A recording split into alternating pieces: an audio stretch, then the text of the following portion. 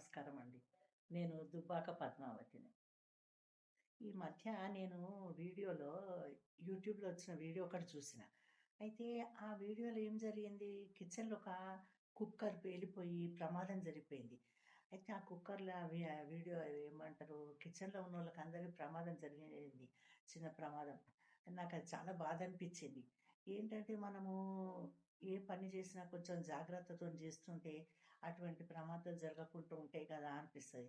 కానీ అందరు కుక్కర్లు వాడుతున్నారు. అందరికీ తెలుసు వాటి గురించి.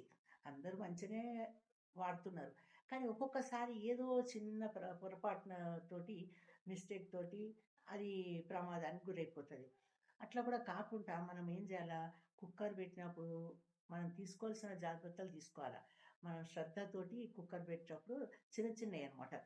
ఏందంటే కుక్కర్ మూతకు ఒక హోల్ ఉంటది గదా!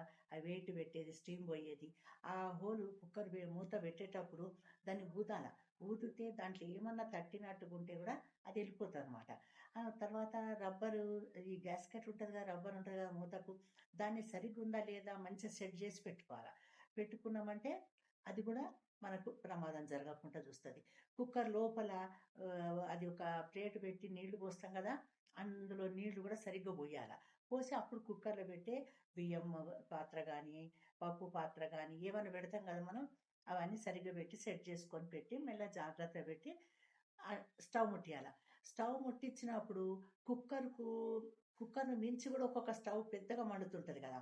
అట్లా గాకుండా ఆ పెద్దగా అవసరం లేని మంటను తగ్గించాల. కుక్కర్‌కి ఎంత సరిపోతదో అంత మంట పెట్టినమంటే సరిపోతది. అయితే మొదలే వెయిట్ పెట్టి ఆ స్టీమ్ పోయి విజిల్ వచ్చేదాన్ని పెట్టి కూడా కొంతమంది కుక్కర్‌లు పెట్టుకుంటున్నారు ఈ మధ్యల. అప్పుడు మా టైంలో ఏముండే కుక్కర్ పెట్టినంక ఒక 10 మినిట్స్ అయినంక స్టీమ్ వస్తదనమాట. స్టీమ్ వచ్చినంక అప్పుడు మేము వెయిట్ పెడుతుంటిమి. ఆ విజిల్ వచ్చేది వెయిట్ పెడుతుంటిమి దానికి. పెట్టి అప్పుడు స్టవ్‌ను మొదలేమో కొంచెం మీడియం ఫ్లేమ్ పెట్టి, తర్వాత వెయిట్ పెట్టినంక కొంచెం తగ్గించి పెడుతుంటిమి మంట. అప్పుడు ఒక 20 మినిట్స్‌ల అన్నం అయిపోతది. అన్నం అయిపోతది. ఒకవేళ 12 లీటర్ల కుక్కర్ కూడా నేను పెట్టి వంటలు చేసిన. 12 లీటర్ల కుక్కర్‌ల 4 పాత్రలుంటాయనమాట.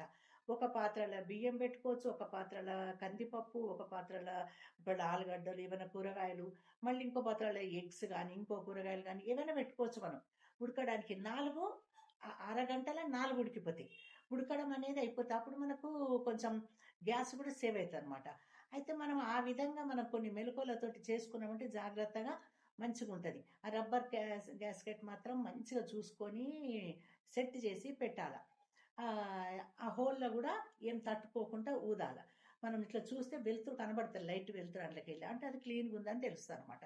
అట్లా మూత మంచిగా పెట్టుకోవాలి. ఫ్లేమ్ ఒకటి చూసి ఒకసారి తక్కువ మంటనే పెట్టుకోవాలా, ఒకసారి మీడియంలో పెట్టుకోవాలా. అటువంటి జాగ్రత్తలు తీసుకున్నామంటే మనకు కుక్కరు పేలే అవకాశం ఉండదు. మనము ఏండ్లేండ్లు గూడా మనం దాన్ని మంచిగా యూజ్ చేసుకోవచ్చు. దాని వలన మనము రక్షణ పొందొచ్చు. మనము దాని గురించి లాభం గూడా పొందుతాం మనం. అట్లా కొంచెం ఏ పాటి అశ్రద్ధ చేసినా గానీ, ఏం కాదులే అనుకున్నా గానీ, ఇటువంటి ప్రమాదాలయ్యే అవకాశం ఉంటది. అందరికి తెలుసు. కానీ నాకేమనిపిస్తది, మనం కొన్ని చెప్తే తెలవని పిల్లలు తెలుసుకుంటారు, నేర్చుకుంటారు అన్న ఉద్దేశంలో నేను ఈ సలహాలు చెప్తున్నాను. అంతే. నమస్తే.